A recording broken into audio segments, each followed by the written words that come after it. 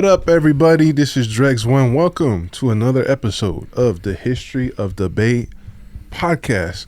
Before we get started, I want to give a quick shout out, man. My boy Benny Dyer, he gave me this hat. You know what I mean? I purchased it to support his fundraiser for his living expenses. You know what I mean? He's in a wheelchair, all that. We're just gonna support the soldiers, so we're gonna put the link up for his fundraiser.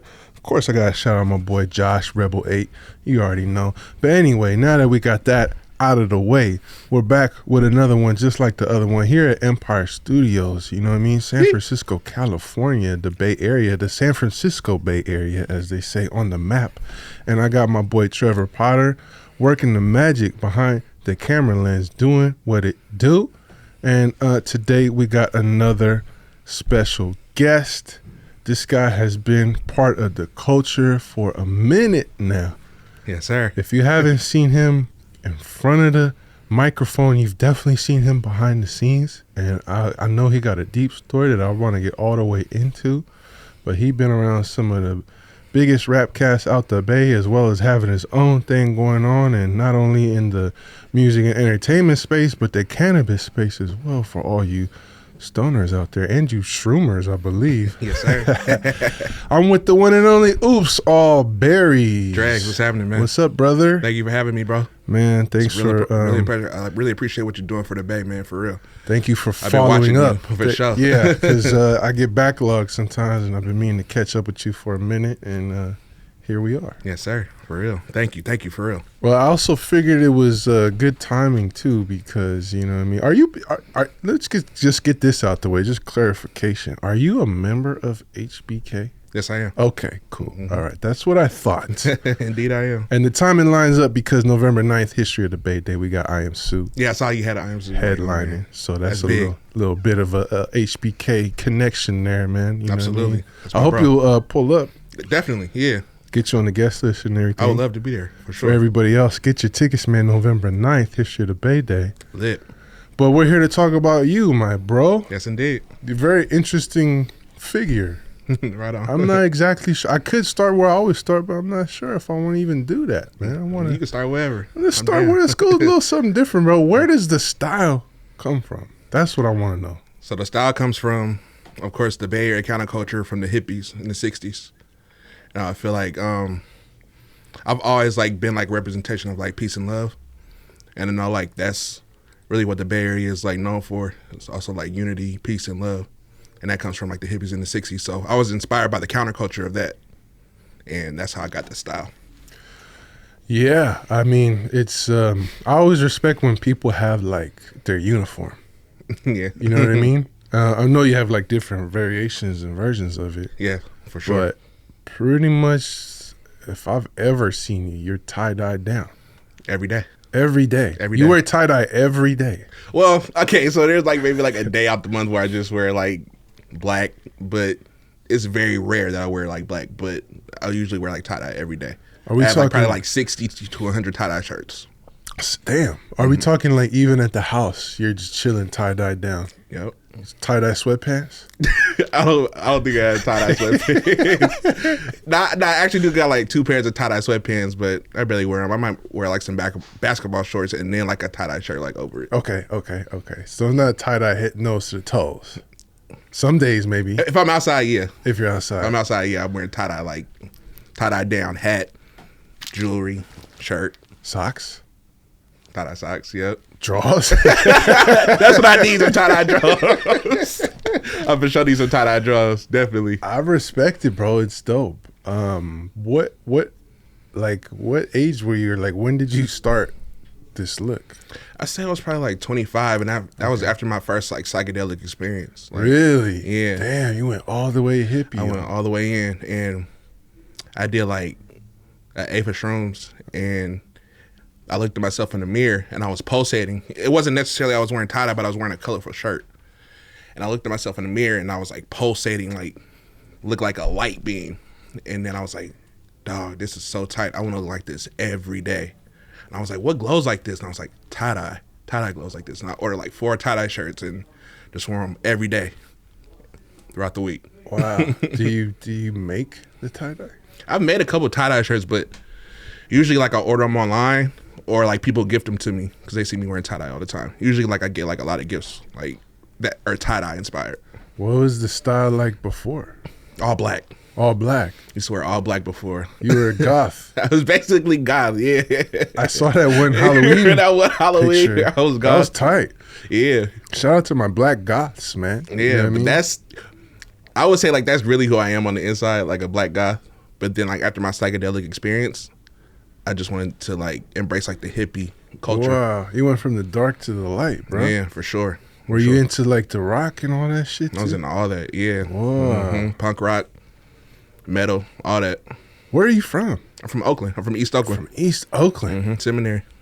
I was gonna say, forgive me, I was gonna stereotype you and say Berkeley. No, I love Berkeley though. But like, I mean, Berkeley is a big inspiration because, like that's where, like, the hippies are from too. Like the whole tie-dye look in, Telegraph Ave. Like, yeah. I love all that shit, man. I'm from San Francisco, bro. So you already know. Yeah, that's Haight-Ashbury. Yeah, like that's a big part of our culture out here. Big time. That's really where like it started for real. Like the music revolution started in Haight-Ashbury, and like that's where like a lot of like people get their inspiration, like including like Jimi Hendrix, like Grateful Dead, all that stuff. Yeah, that all comes from Janis Joplin, Jim Morrison, The Doors. Did you ever say Airplane? Yeah, brother. Yeah, all of them. I don't know which was first, Telegraph or Haight-Ashbury. I think it was like around the same time. Same time, huh? Same time. Like they both like birthed like a counterculture, like just a different way of living. It's crazy because they both have the same energy. It's just one's the East Bay version and one's the West Bay version. Right. Yeah.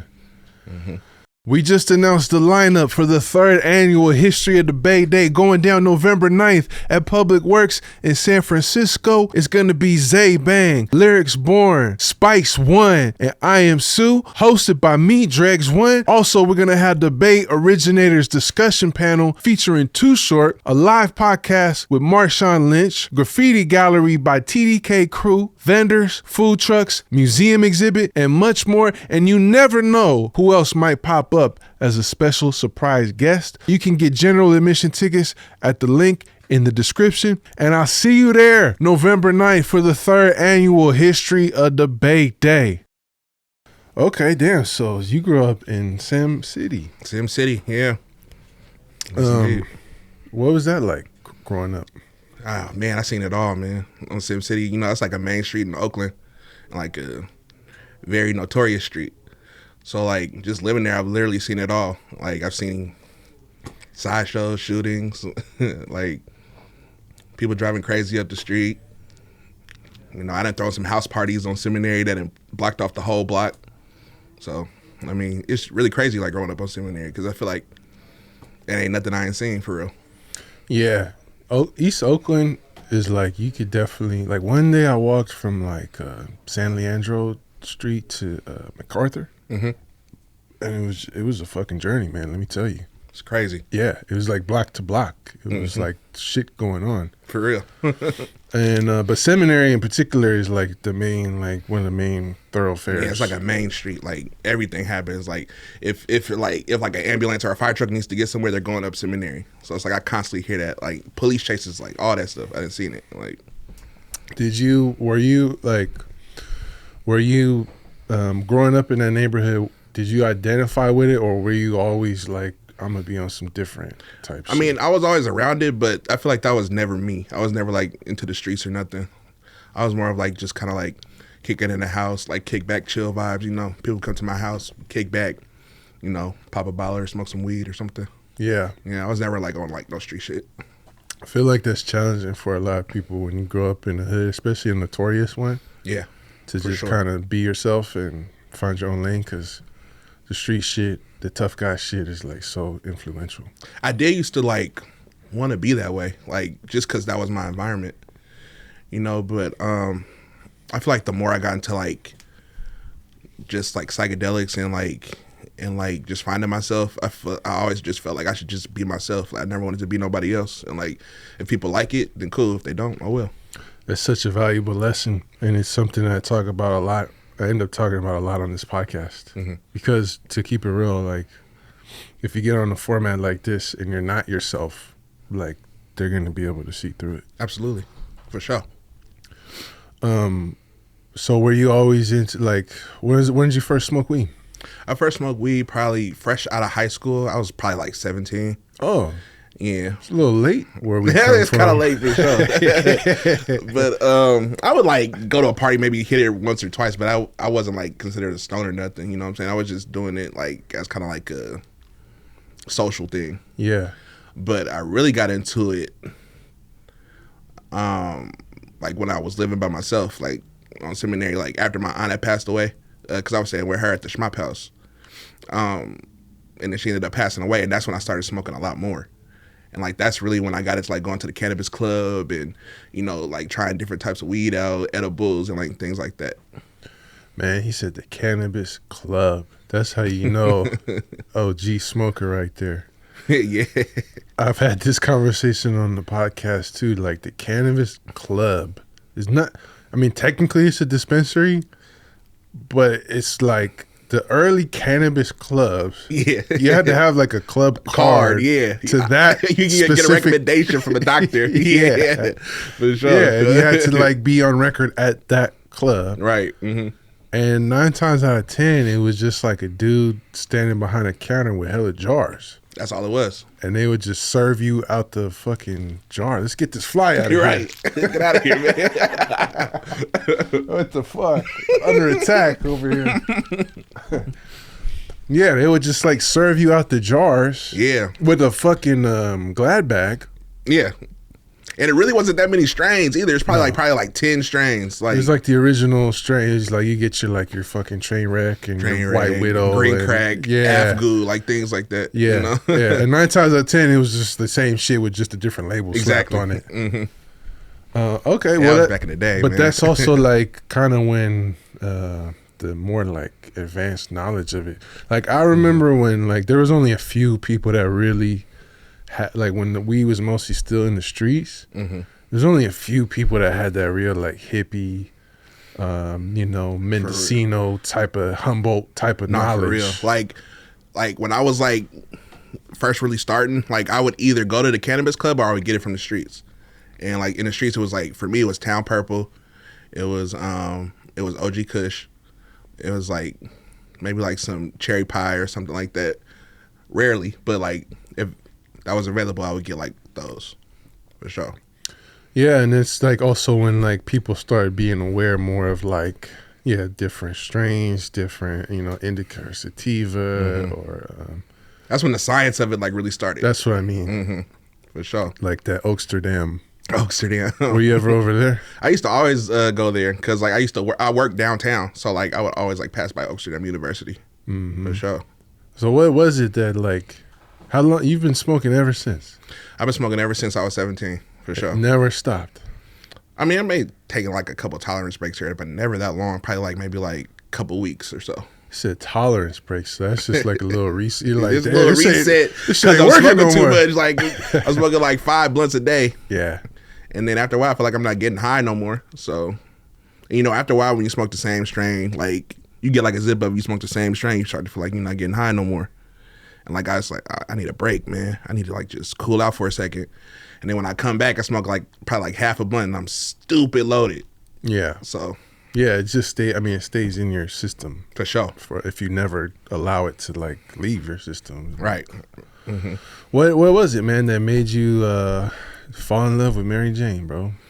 Man, it was just the feeling I got. Like I would just feel like just so relaxed. I feel like I was like a hyper kid. So when I smoked it would just like relax me. And then the munchies. That was the best part of it to me. Like, as you can see, I'm a big dude.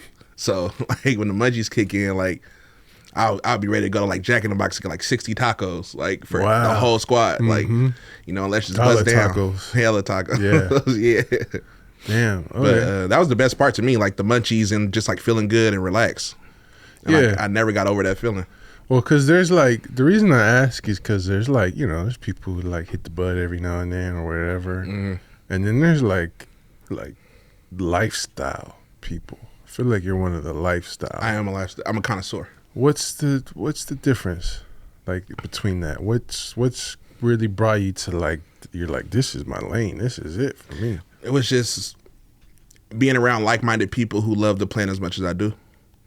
You know, being around Kool John, being around Burner, and like us all coming up in like the same like type of lifestyle, and just loving bud and just like wanted to like just know more about it, like what I'm putting in my body and like why like it makes me feel a certain way. You know, like connoisseurs is really like just like baby scientists, like when it comes to it. You know, like how does it look, how does it taste, how does it smell?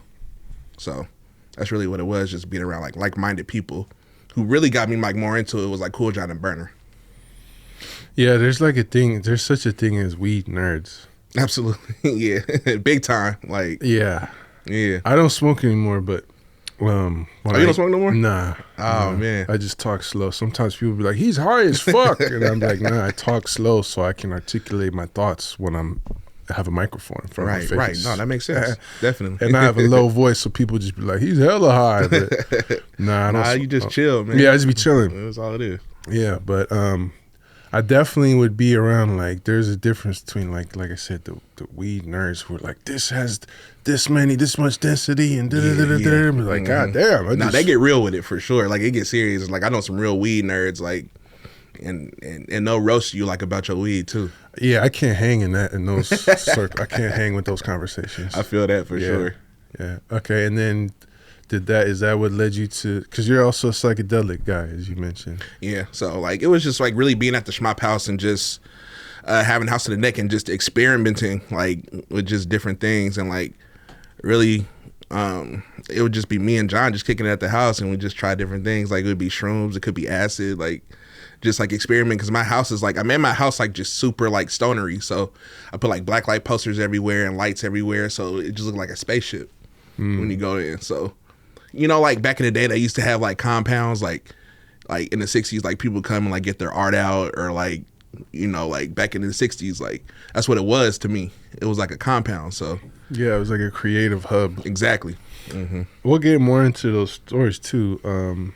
I guess I'm just curious though, off the top of my head. Like I remember y'all having like shows and shit at the Shmop House. Yeah, we had a couple, but there was one in particular that was called Sauce Me Shmop, and we just used to have like just different artists like come to my backyard and like just perform, and it would be like a whole thing.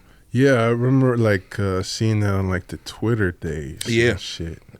It's funny, man, because around that time that y'all were really active with that stuff, I was over here in the city and I wasn't really hip to what you guys were doing other than seeing little pieces and stuff online. But now that I'm friends with a lot of you guys, I'm like, oh, like we're around the same age. You know what I mean? Kind of doing the same shit. Right. And it was definitely a wave. Yeah, man. Had. Like, man, it's been a journey too, man. Just with everything, just within Shmop Life and HBK, I feel like, man, it's just.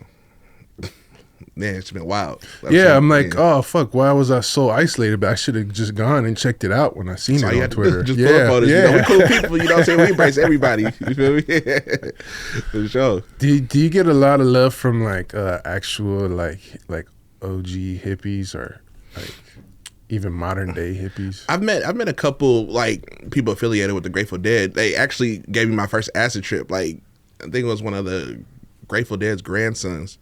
Gave me 2 tabs of Orange Sunshine.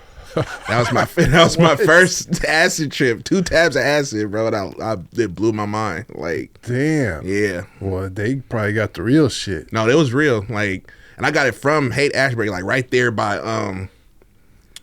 OG, like where the cookie store is. But I think it was like where Pink Dolphin was, and like all that stuff. We always kick it over there, and you know we'd always like just meet different people. You know, just in passing.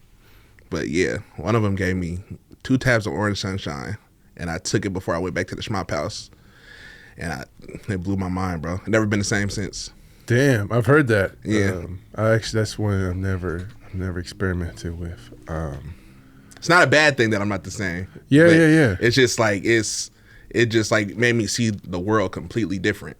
I know a couple people where it is a bad thing. Yeah, Where it's like, they kind of lost it. Yeah, they went a little too far. yeah, that's kind of what it is. I don't think it's like one time you're gonna like fuck yourself up for life, but I definitely know people that went overboard. No, definitely. You could get like psychosis from that stuff and like really like mess your mind up and really get lost. Yeah. I've seen people who are like, damn, the hallucination did not end. Like, no, it was crazy. Like my first trip, like it lasted so long. I feel like acid probably lasts like a whole day. So for the whole like 16, 24 hours, like I'm thinking I'm gonna be stuck like this forever. I'm like, I'm stuck. Like it's not going away. I'm gonna be high like this forever. And like that's where like the ego kicks in. You're like, oh man, I should have never did this because I feel like, I'm gonna never be the same again. But then when I came down, like it was like, man, like I'll never be the same or see the world like the same. What do you think? If you could put it into words, like what exactly changed about your mindset? Just that goddamn fly. It really just like humbled my ego for real. It was really just like I was very like egotistical. Like I feel like I didn't appreciate things like I should have. That's what it just made me appreciate life more. It made me just appreciate small things and appreciate life. That's really like the main thing. Yeah, I've heard that before. I think that's also why they use a lot of psychedelics and stuff with like for therapeutic reasons. Absolutely, yeah. People who have been through like a lot of trauma and shit like that, or sometimes like they're starting to like introduce like microdosing to people. Microdosing, yeah, or like sometimes you just need to like let go of some certain shit. Or, a lot of PTSD with people, like, and they're saying like the psychedelics are helping, you know, helping them like get past it. Yeah, but hopefully like that becomes a thing in the future. I think that's what, not to go too deep, but like when you talk about stuff like PTSD and other like mental issues, it's like you're like a prisoner of your own thoughts. Absolutely, yeah, for sure. So you can't just like unlock, you know, the negative thoughts, and sometimes it takes a little something like to just bring it out, and you know, something like because that's where like the term ego death comes from. It's like really like just facing yourself.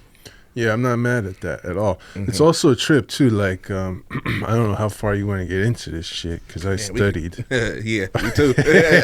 We could go into it for real. I mean, when we talk about like the Grateful Dead and like that time period of when those dudes were using like heavy acid and all that shit, it was like a lot of the musicians, Jimi Hendrix, Carlos Santana for sure. Didn't he say? I saw a clip recently. Like he was on acid at Woodstock. Have you seen that? Yeah, I seen the clip. He was like just the way he was playing the guitar. He was just like, you know, he was out of it, yo. Yeah. And I'm gonna look this up to confirm. If I'm wrong, I'll take it out. But I think he said like his guitar like turned into a snake. Yeah. Okay. Yeah. So right, yeah, I saw that, and I kind of understand like what he's talking about because like things get so warpy on like high doses of acid. Like it gets crazy. It's like things don't even seem real for real, but like it's a lot for real if you've never like done it before. Yeah.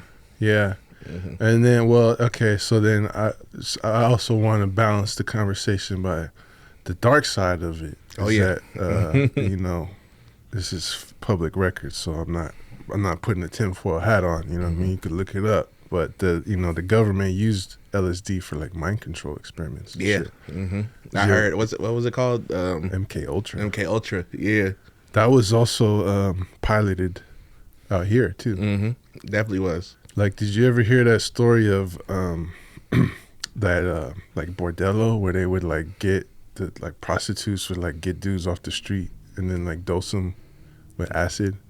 I think I heard that story when I was like watching like the documentaries on like LSD and stuff. When I was watching that, and I heard about that, and I also like the Charles Manson like stories and like things like that. Yeah. He was given acid in prison. So was Whitey Bulger from the Irish Mob. Oh wow, on Alcatraz. I didn't know that. Yeah. Oh man. So I always thought that was kind of weird because that dude, you know, he turned out to be like a federal informant and all that shit. But he was like given this federal program to like take acid, and they were like doing like experiments basically to like put people under hypnosis and shit. I can see that though, because I feel like that's how like that's how Charles Manson recruited like all those girls. Exactly. Like, you know, dosing them with acid and getting in their minds and telling them like to do crazy stuff. And they're probably believing it because they're young and like manipulative. There's a really good book called Chaos. They turned it into a Netflix series. The Netflix series is not as good as the book or detailed, but I read it, and it's basically like it has a lot of the documents and stuff that showed that he was basically learned the techniques of how to do that in prison when it was done to him. Wow. And, damn. Yeah. That's wild. I gotta check that out. Chaos, you said? Chaos. Oh yeah. man. Yeah, I'm gonna check that out. Yeah, and a lot of that was going down in Haight-Ashbury Free Clinic. Yeah. So look it up, boys and Check girls. that out, man. Yeah, and use this shit responsibly. God damn it. Please do. Yeah, don't go too crazy because you just never know. So the other reason I'm very curious about this stuff as it pertains to you is because like if you follow me here, like you're committed. Like this is it. This has been me for years. This is how it's gonna be. Yeah, this is it. Yeah. Have you ever thought of like, nah, I'll switch it up one day? Sometimes I'll switch it up. Like, you know, maybe I'll like, you know, do a little like punk rocker like here and there. But I'm really hippie down. This is me. That's dope, man. Yeah. I feel like you could pull that off too because like as you said, there's still like OGs out there that are tie-dyed out. For sure. Still blowing still big. like that. But like from years ago. Yeah, you know what I'm saying? Like yeah. still like dressing like this. Yeah, it's still, you know? And I get it. Like I understand. Like it's just they saw something like that just changed their life. Another thing that I've seen feature into your whole general brand is the ladies. You're kind of a ladies man, huh? Yes, sir. I am. I like the confidence that he answered that with. Yeah, bro. man. Ladies love OopzAllBerryz. What can I say? When did you this is kind of like what I asked Too Short. Like, when did you develop your playerism in that sense? Was it something you always had, or was it something? No, it wasn't nothing I always had. I had to develop this confidence for real. Like, it was really just. I'm gonna say it again, from psychedelics, man. Like really? just discovering myself and feeling myself, and just I don't know, just learning how to like read energy and like feed off energy and like, you know, being like just aware and just emotionally intelligent, like it just all that stuff. Like I just like incorporated it into me. The more I learned about myself, the more I realized like, man, I'm a vibe. And girls love a vibe. Yes, they do. Mm-hmm. They don't like boring dudes. They like to have fun. Girls just want to have fun. Like that Cyndi Lauper. Song is timeless for a reason. That's what they want, man. And I'm gonna provide it. I'm gonna provide the fun always. Well, when you said, like, I think the key word that I picked up on just now is confidence. Confidence. That's all it is. You know what I'm saying? You could be big, fat, short, medium. It don't matter. As long as you got confidence, Really girls don't. gonna love it. Yeah, yeah. You know, you could be what they say, handsome, ugly, whatever the fuck. That Right. really doesn't really come that much down to your physical It really doesn't, appearance. man. It doesn't. Not at all. Like, I done got the baddest girls just being me. Yeah, So, yeah. yeah. Are you what's the word I'm looking for? Are you like in the field, or are you like a relationship guy, or are you fucking hippie free love? I like all those things, really. I feel like I can incorporate it all. Like I could be in a relationship. I could love somebody like down, like, or I could be free, be happy, free love. I could be all that. It just depends on the type of mood I'm in, I guess. Damn, that was a pretty player answer, actually. Yeah. I do what I want. Yeah. Okay. Yeah. I feel like I'm getting some insight into your vibe. For sure. Absolutely. Well, we talked a little bit about HBK, about Kool John, about the Shmop. Yep. And it's interesting to have your perspective on it. I've had John's and I've had Jake Ants. Mm-hmm. Might have had one or two other people as well. But Pilo. Yeah. Oh yeah, Pilo, of course. Yep. What was your introduction into the Shmop life? So for me, I was just a fan. I lived in Vallejo, but I was moving to Oakland at the same time. So I would listen to KMEL a lot. And that's around the time when Up was on the radio, Swaggin' All Day was on the radio. So I would hear that all the time. And then like when I would go into work, I would just look up the music, and then they had like, you know, like little vlogs and stuff. And Kool John had this vlog called Shmop Life TV where he would just like go to like different events and stuff or what was going on in the Bay. So I always just watched that. And then I found out Kool John worked at Hilltop Mall. And so, like, just me being solo dolo, I was like, I'm going to just go up to Hilltop Mall one day and just see if I can meet him. And then I meeting him. We just ended up vibing, smoking in the car, just listening, like, to different music and stuff. And then that's how we, like, really caught a vibe for real. Just me going up to Hilltop and just us smoking and chilling.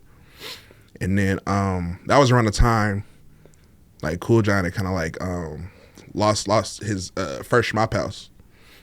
And so, like, they didn't really have any place, like, to throw, like, any house parties. Me having house to the neck, I was like, just come over to my house. We could all just kick it over there. And so, like, just over time, like, I started throwing, like, just little house parties here and there. And then it got bigger and bigger over time. And then that's how the house, like, I became the Shmop House. Shmop House 2. Wow. Yeah. So you were a fan. I was a fan. I just started off as a fan. Just hearing them on the radio. Wow. Yeah.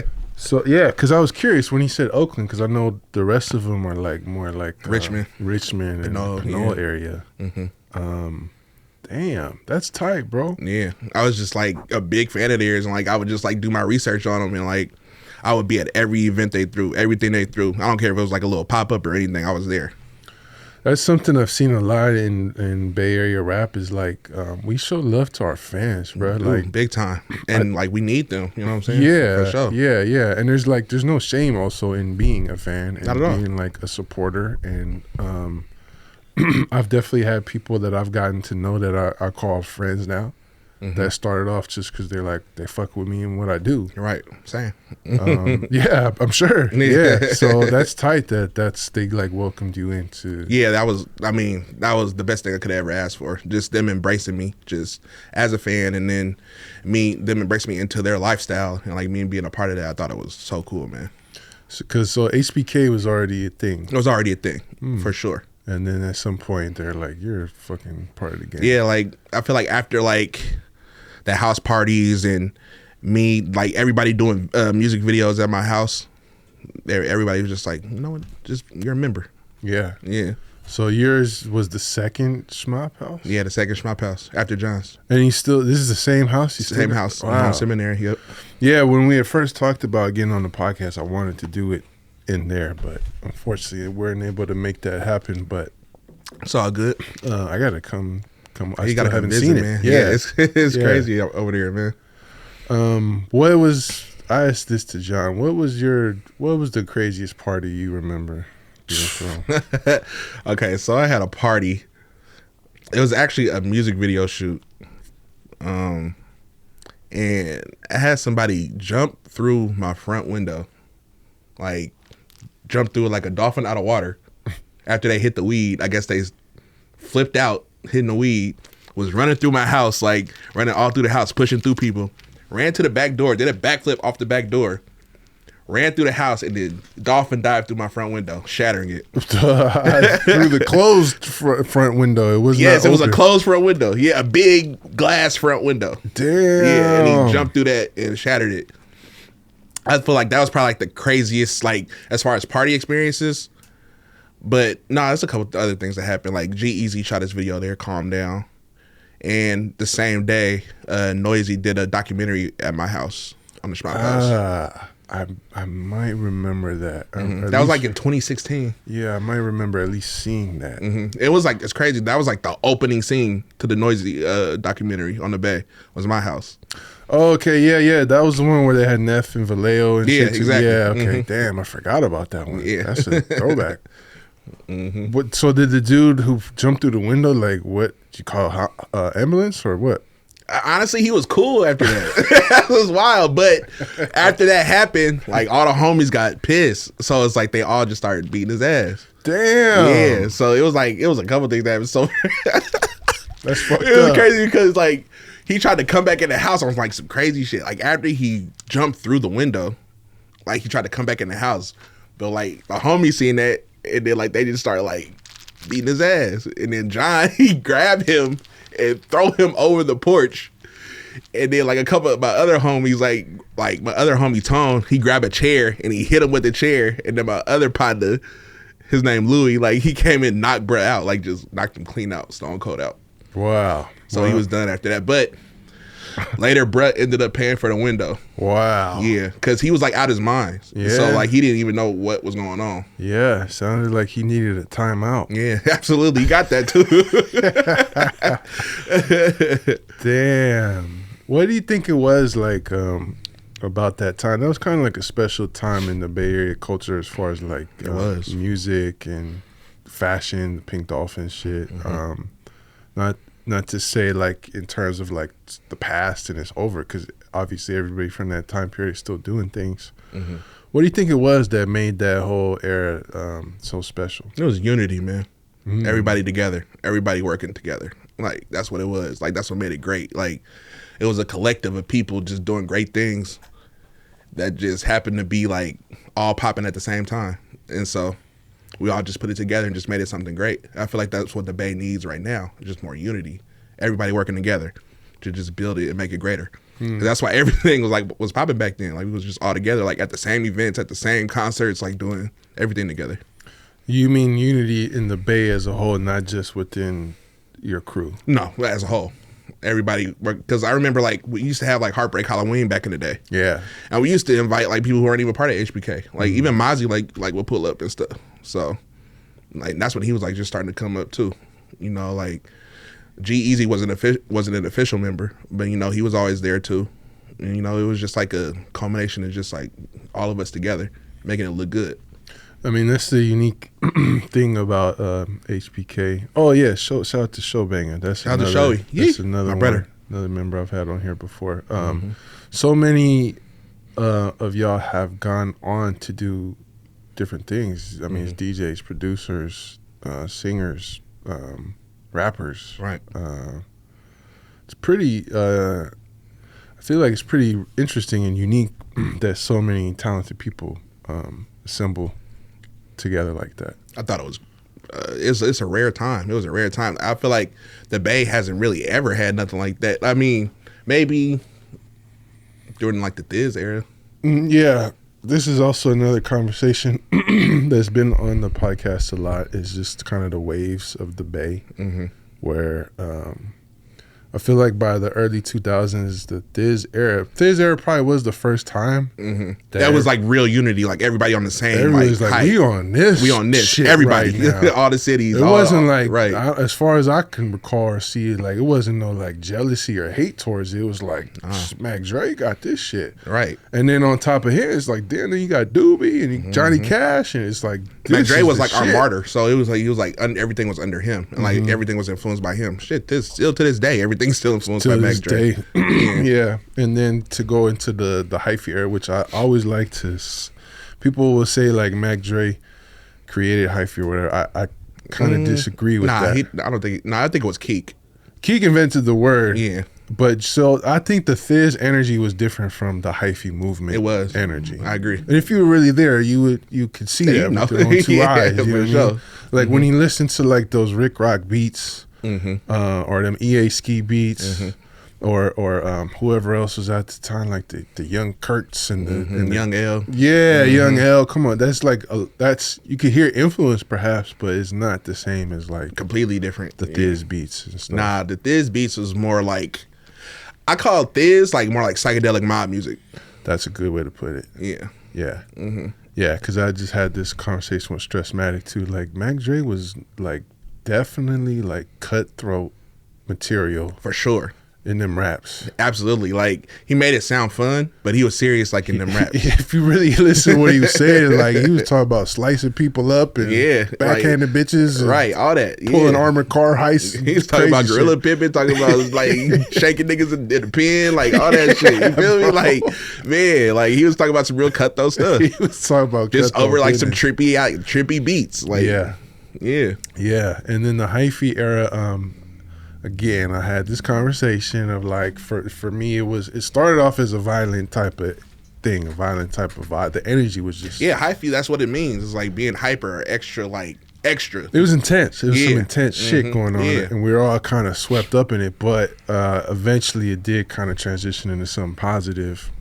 Yeah, and something different. But that's another thing that I remember is that we were all pretty much on the same page there. It was all on the same hype. Even if he wasn't a hyphy artist, like for example, that's why I feel like Jacka stood out so much during that time period because he was rapping over like sample beats and I'm a piece of the Jack, man. Come on, man, for real. I remember, man, tear gas was in my in my stereo for at least a couple years, man. Yeah, definitely a couple years, for sure. Yeah, and shout out to Jack, man. Rest in peace. So by the time that the hyphy movement got watered down and repetitive and just like it got oversaturated with everybody making like stereo cookie cutter hyphy shit, that's what I feel like kind of created the perfect opportunity for something new, something to be introduced to the day. And it also like HBK and Shmop, it was just like a subculture. You know, we weren't talking about like killing or like hurting nobody. It was really just partying and having fun. That's what we was all about, for real. Yeah, so even though like Thiz and Hyphy, like we was having fun and we was partying, it wasn't like HBK and Shmop. It was more like we not on like the violent like type of. There was no one in that crew trying to be hard, right? Like, not to say that anyone was soft, but it wasn't like trying to be like we weren't trying to be something we weren't. Yeah, and I think that was like pretty rare, bro. Hella. If I could shout out one person though, and that maybe that bridge between, because I actually, you know what, before I even go there, I think as we're talking this hyphy, I feel like the HBK era should be like in the history books as its own chapter of like. I agree. We're on this shit right now. Yeah, I agree. I beat the pussy up like hell yeah. I show the fuck dude. Up changed really like the whole landscape of everything. Yeah, like just with like the remixes it came with. And just it introduced like just a whole new lifestyle to the Bay. That party shit. That party shit. Yeah. That real party shit. Yeah, that party shit. Because I will say one link in between though, between hyphy and that HBK wave is I would like to just shout out my boy Roach Giggs. Roach Giggs, man, I miss my bro Roach, man. Yeah, he still got bars. I'm pretty sure. No, he can rap his ass off. Yeah. Roach is that dude. For a minute, for real. A minute, you know what I mean. And I just say that to say is like kind of that energy of you could tell it's some bass shit, some hyphy shit, the same influences that we're talking about, but just something totally different. Right, and also Young Bari too. Yeah, for sure. If I'm not mistaken, Bari might have influenced Roach. Definitely. Yeah, and that's who like HBK and Shmop were listening to before, like, and that's that's one of Pilo's first biggest records was with him.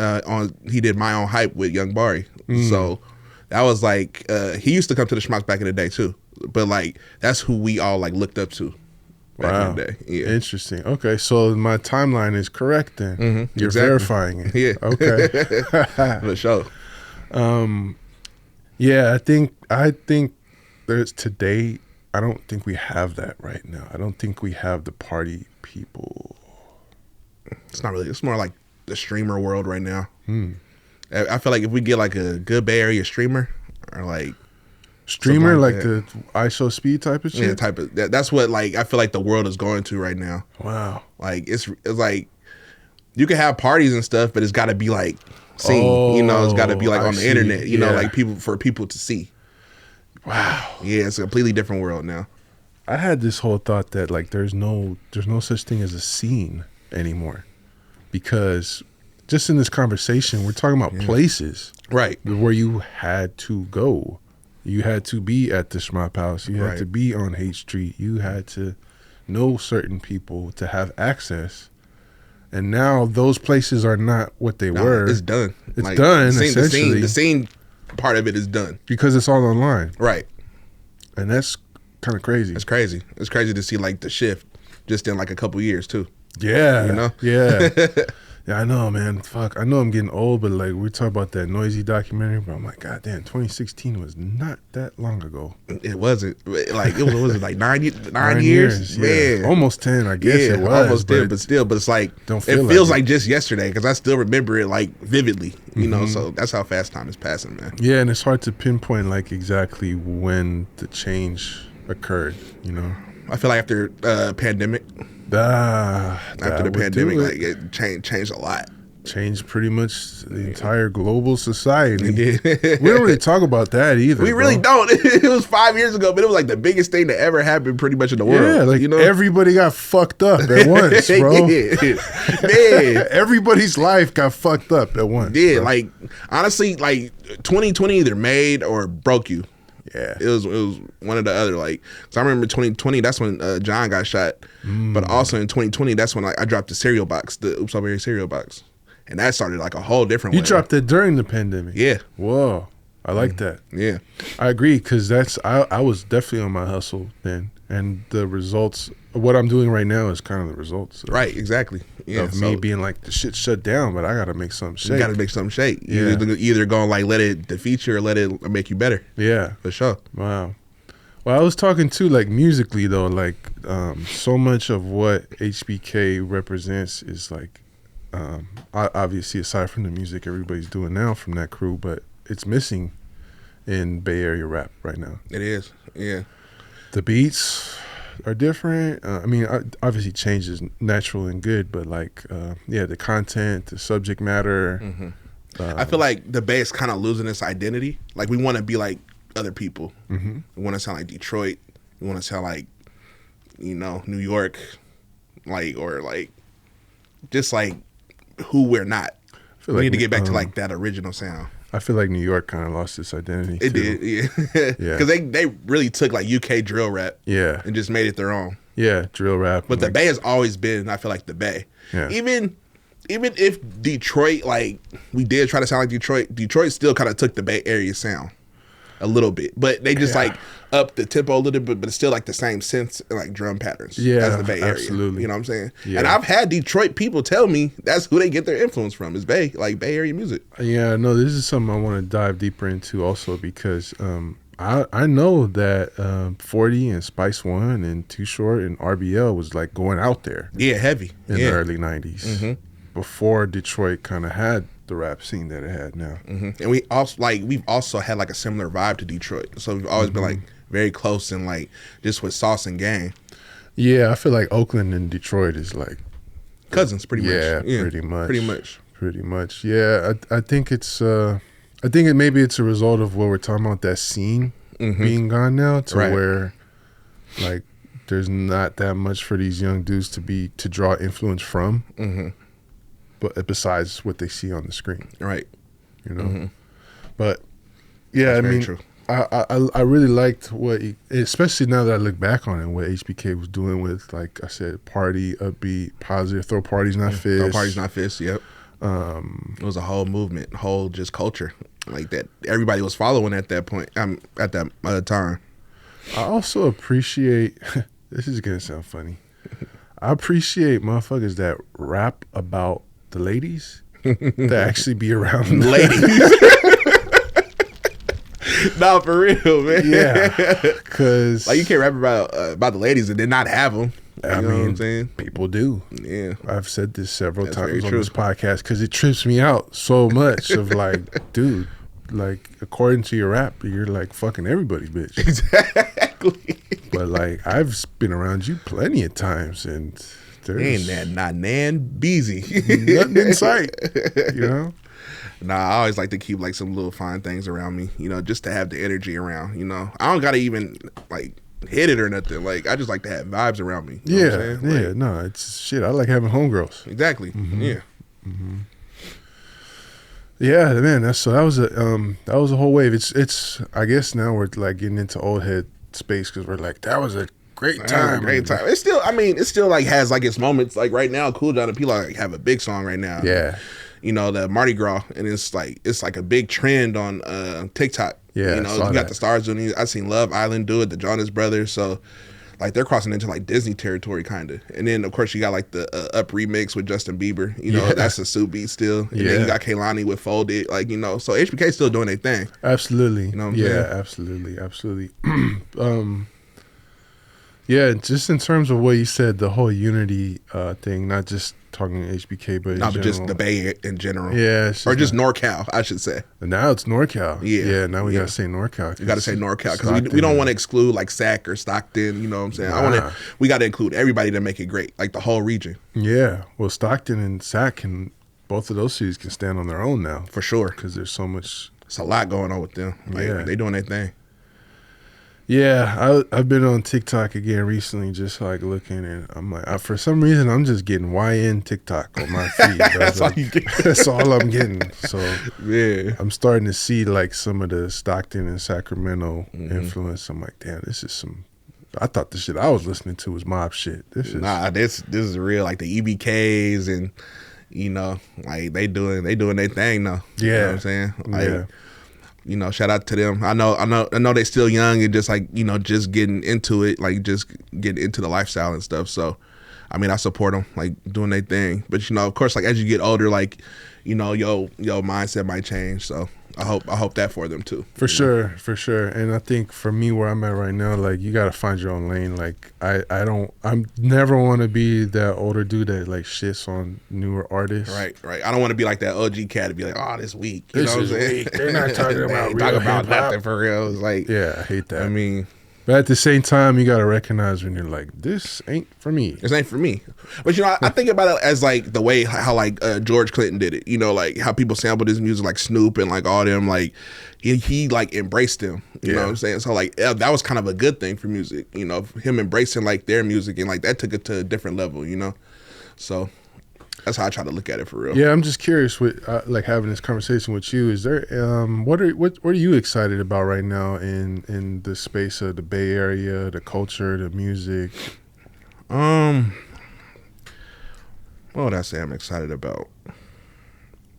I love like the new generation that's coming up. I do. I love Michael Sneed. I love Kari. I love like just the young cats that are up and coming. Seiji Yoda. I see them like doing their thing, and it's like a continuation of what HBK was doing. And I love the youth. Like I love what the youth is doing or trying to do, and trying to like just keep the Bay afloat in their spaces. That's a really good answer. Yeah, and I agree. And shout out to all those people that you just mentioned, because I do think, excuse me, there's a lot of good talent out there. There is, for sure. We just have to always be mindful, and you have to know where to look, and you know what I mean. Definitely, you do. Yeah. You just got to be like, really just in it, man. You got to just embrace the youth. That's how I feel. Well, speaking of like the success that everybody from HBK has had, like you've been able to carve out your own lane. Yes, I have. Yeah. What was that process like? Because I'm curious of how like you started as, like you said, a fan to like now you're part of the squad, but now you've kind of become my own entity. Yeah, I was just gonna say that. Mm-hmm. Yeah, so it was really just from throwing house parties to my house being the hub for everything. Like people coming to my house and like shooting different videos, shooting different content. It became like a hub, and everybody just knew about the house. And so from there, people coming to my house, like different things will like be going on. So what really started it is like, my house is like the stoner hub. So a couple of my friends would come over from up north. So we would roll like these fat joints, probably like pound joints. Big joints. Like pound joints? Yeah, look like burritos, man. Like I didn't sink in right away. I was to do the math on that. Damn. So we would just like hotbox my house, right? Just randomly, just like on a random Wednesday or something, like the homies come down and we just hotbox the house. Like we would close all the windows, close all the doors, and then just hotbox the house. You cannot even see in front of you type shit. So we thought that was cool. So we had a homie named Dante who was also like one of our video editors. He decided to film it one day, and then he was also at the same time doing this new show called Loaded Up that he wanted to do. So he shot that, and then we was doing there's this studio called the Shop Studios in oh, I was just there. Yeah. Shout out my boy Will, man. Shout out to Will. Yeah. But we basically did like this little like challenge. So basically we hit like this gravity bong out of like an Alhambra, like 5-gallon thing. So we did like that, and then he uploaded the content, and then I saw it. I was like, dude, this is hella cool. I feel like this could be something, because like it was just like one video he just posted. I was like, dude, like we could continue to do this. It's like weed entertainment. And so like it went from there to him also uploading the video of us smoking the pound joints. So the pound joints went viral on Instagram, and that ended up getting the attention of the owner of Raw Papers. And so that kind of got us locked in with him. He flew us out to Vegas. Like, we met up, ended up kicking it. We ended up vibing. And like, while I'm out there, he tells me, he's like, bro, it's going to take maybe like 6 months to a year, but I promise you, I'm going to put your face on a rolling tray, a raw rolling tray, and it's going to be everywhere. I was like, he's just talking. You know what I'm saying? It's just like, whatever. Like, I didn't believe him. So maybe like a little over a year goes by, and then I'm on like one of the like Raw Papers, like off-brand sites. And they introduce like these trays that they're about to drop, and one of them is my face. I was like, wow. I ended up posting that. The owner sees that. He's like, take that down. Like, I don't even want you like to even know what's going on. So I was like, dang, this is really happening for real. And so maybe like a couple of weeks later, he ends up dropping the new rolling trays. And then the rolling trays is one of them of my face, and it's all over the world, everywhere. Like, I've seen it in China, Tel Aviv, New York, on just random smoke shop street corners. Like, it was crazy. Yeah, so that's really like what started like my actual like fan base as far as like stoners. And then the Loaded Up show that I was doing, it took off. We was doing different content, different entertainment, and then yeah, that took off from there. I mean, you do have a vibe that's kind of made for cannabis marketing. And now you can actually market cannabis. So, yeah, you can. Yeah. So that's that, and then you said the cereal boxes too. Yeah. Also, so I don't know if you noticed, but Runt started at my house, the Shmop House. Yeah, they did you see the episode? Yeah, where with LB. LB. Okay. And, I'm pretty sure they mentioned that. Yeah, yeah. So Kool John was the first person with Runts, and of course, like LB, Ray Bama, they all used to be at my house. We used to always talk about like what we're gonna do with Runts. John being the first person with it, you know, they went to him to try and figure out like how to get it out there. Because at first it was called 1BR. Right. You know what I'm saying? So, radius, yeah, right? so you can only get it like really at my house. So I guess Runts wanted to do their own thing. But from that, I also had like a following too. So me and John was like, let's just start our own strain. And we called it OopzAllBerryz. And it went viral. It ended up taking off like as soon as I dropped it. Wow. What year is this? 2018? Or 2019, it was one of them. 2018, 2019. Where do you think the game is at right now? Because I feel it's oversaturated. Yeah, man. okay. Yeah, it's not the same as it was for sure. Not back then. You guys were kind of pioneering. We were pioneering like the new generation. Yeah, I mean, I'm gonna keep it real because I saw it firsthand. But Burden was the first person to market cannabis. Yeah, he was for sure. Yeah, period. Like, just in general, and not cookies. It was not cherry cookies. pie at first. Yeah, cherry pie. Actually, it was before that. It was Kush. Yeah, he was the Kush man. he was the guy. He was the guy. Period. Like that's who we all like went through. Like that's who that was our big bro. Yeah. You know what I'm saying? It's still our big bro. But he was the first person to take a strain and basically his music, his image, his brand, his networking became the marketing. The marketing for the cookies. Making it exclusive. Like, oh, you got that shit? He really started with clothing. That's really what it was. It was just like making clothing. I'm talking before that. Even before that, he was still that guy. I'm you know talking about the Kush and the cherry pie before cookies. Yeah. Was and then when he had cookies, then yes, clothing, all that, which is hella smart. Right. You could do that with anything, right? You could take a clothing, you could turn your product and have a clothing brand to accompany it. It's kind of what Larry's doing. You got Midnight Organic, right. You got the music. So it's all just basic marketing. Basically, yeah. But it was just revolutionary to do that for something that was like criminalized as a drug. Right. You know? But now, yeah, I think the people have caught on. Yeah, it's gotten crazy. Like, it's just so oversaturated, like nothing is the same. It's like everybody's in it, and like, you know, of course, like people are getting bags for cheap. So it's like, you know, so it's not the same game as it was. Yeah, supply and demand. Right. And aren't people smoking less these days? Yeah, definitely. Wow. It's not the same like people smoking every day, all day. Yeah. Yeah, no, it's not. It's completely different. Yeah, I've read that like the younger generation, they're not into like drinking and smoking. Drinking or smoking, yeah. But they're on other stuff though.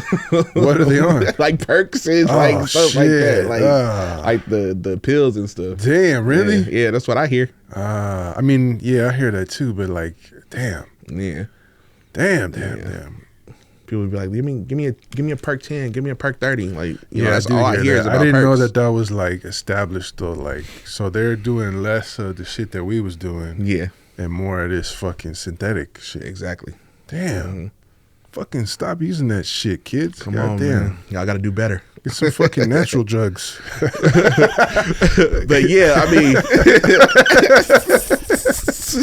please. Nah, don't do drugs, kids. Don't do I'm just drugs. kidding. Don't do nothing, Just man. kidding. Have a sober mind. Yeah, do whatever you want. Just fuck. No, but through that, through the OopzAllBerryz, me and John wanted to do something like that was just different from like what everybody else was doing or nobody was doing. And of course, like me being OopzAllBerryz and of course a cereal being called OopzAllBerryz, we were like, let's make a cereal box.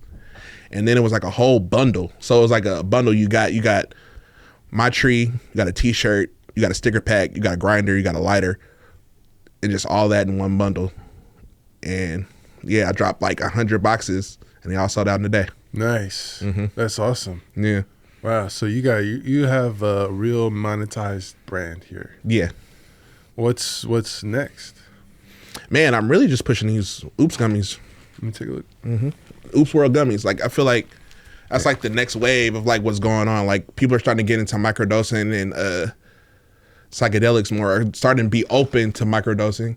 Wow. And I've been doing that for probably like 2.5 years now. And it's been a lot of people, even people from my area, like who've been getting into it or been wanting to try it, and they've been taking mine.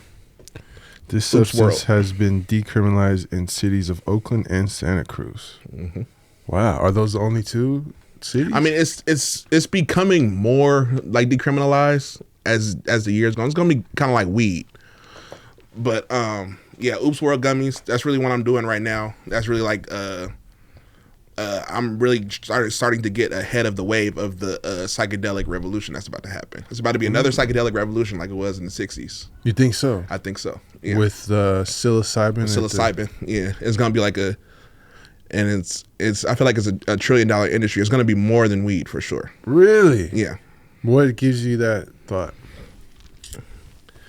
It's already like been having trials. Like they've already started trials on it, and people doing with the chocolates and like microdosing and things like that. And I've been seeing a lot of stories where it's been helping a lot of people, and so it's becoming like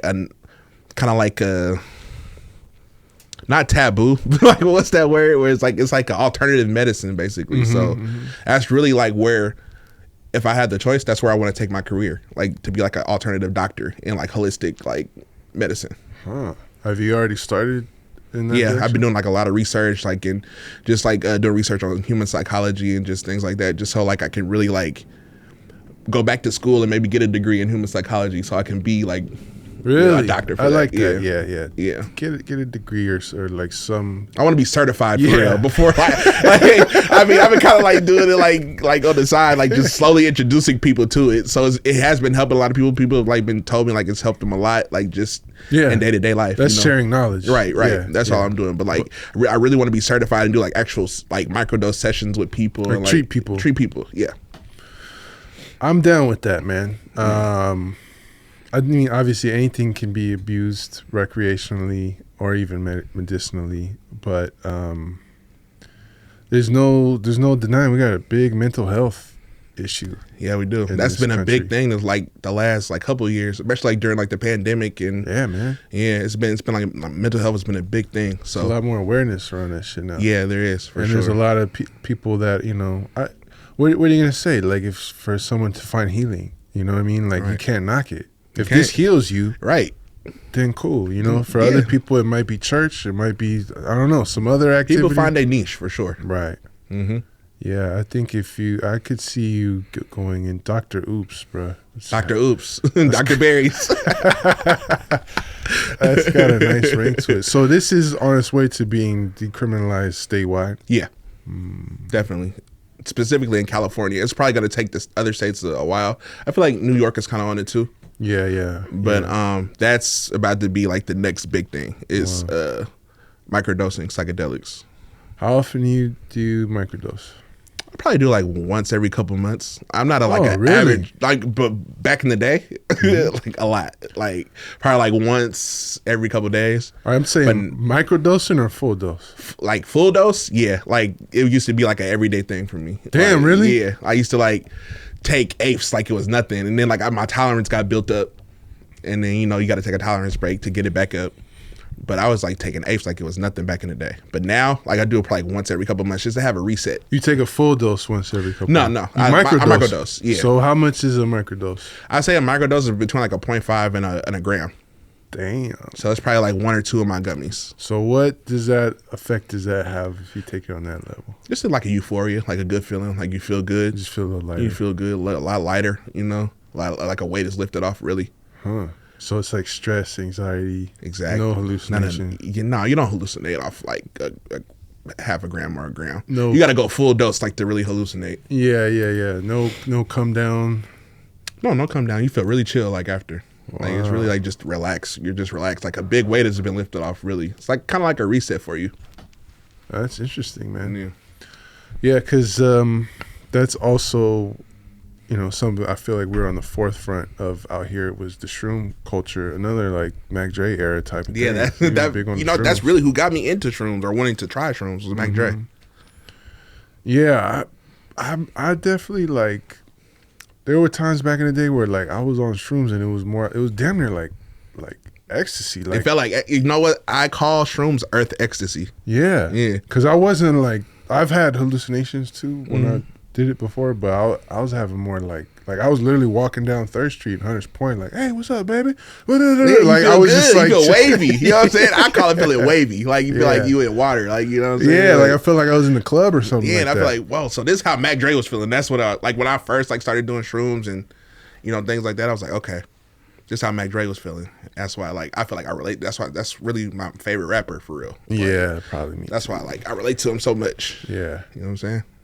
Wow. Okay. So this is where it's at right now. Oopz World. Yeah, that's everybody in the Bay been on them. Like you ask any artist, like for real, they've been on them. Where can I get this? You can get it from me, OopzAllBerryz. If you just hit my DM. Oh, really? Okay. Yeah, Okay. Tight. Yeah. For surely. Well, it's been good getting to know you better, brother. Appreciate you, Dregs, having man, this for real. conversation. Anything else that people need to look out for? Now just look out for the gummies, man. That's really what I'm pushing right now. I'm trying to revolutionize the world, man. All right. One shroom gummy at a time. I have a feeling there's going to be people watching this that are hitting you up right now. For surely. I appreciate it, man. Well, I hope to see you November 9th, History of the Bay Day. Trying to slide for surely. I got you on the list.